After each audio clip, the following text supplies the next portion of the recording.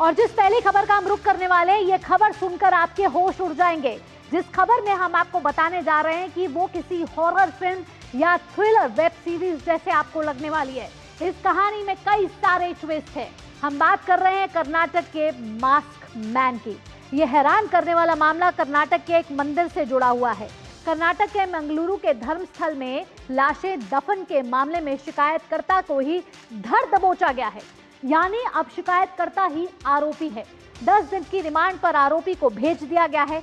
शुरुआती पूछताछ में मास्कमैन कहता है, इस कहानी के बारे में बताता है और कहता है कि मैं तो सिर्फ पात्र भर हूं, लेकिन लिखने वाला इस कहानी को तो कोई और ही है।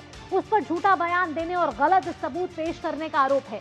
नकाबपोश शख्स ने पिछले 2 दशकों में धर्मस्थल में कई हत्याएं, बलात्कार और शव दफनाने का आरोप लगाया था।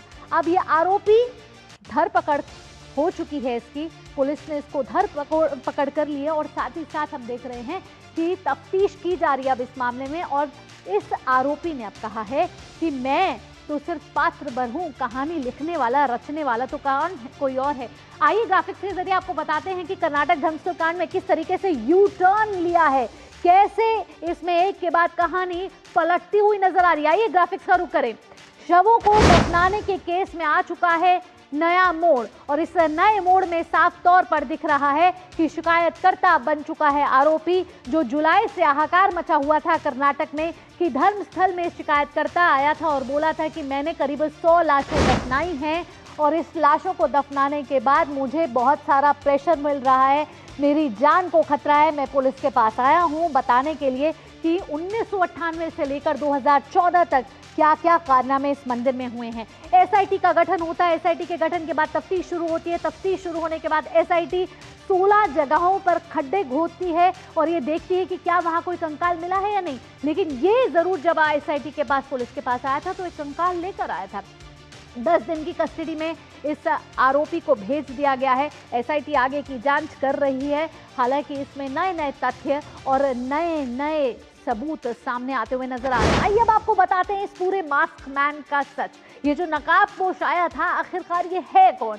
मास्क मैन का नाम है CN चिन्नैया और धर्मस्थल में ये 1998 से लेकर 2014 तक सफाई कर्मचारी का काम करता था।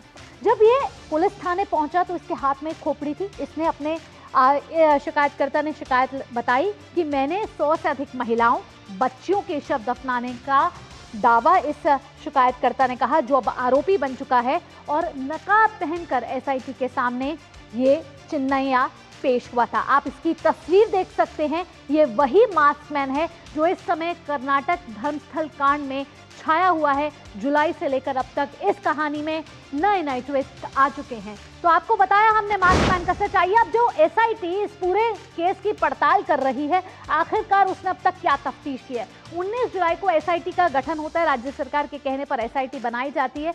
16 जगहों की खुदाई की जाती है और 16 जगहों की खुदाई में मिट्टी के सैंपल लिए जाते हैं। अब मिट्टी के सैंपल लेने के बाद खुदाई में 2 कंकाल मिलते हैं, ह्यूमन डीएनए मिलता है। और ये जो आरोपी है वो ये दावा कर रहा था जब वो शिकायत लेकर आया था कि 100 से ज़्यादा कंकाल हैं, 100 से ज़्यादा लाशें हैं जिन्हें वहाँ दफनाया गया है। और साथ ही साथ ह्यूमन डीएनए की जाँच जो है उसको भेजा गया है, मिट्टी के सैंपल लिए गए हैं। और हम देख रहे हैं कि तमाम तफ्तीश में नए नए आंकड़े और नई नई परतें यहाँ पर खुलती हुई नजर आ रही हैं।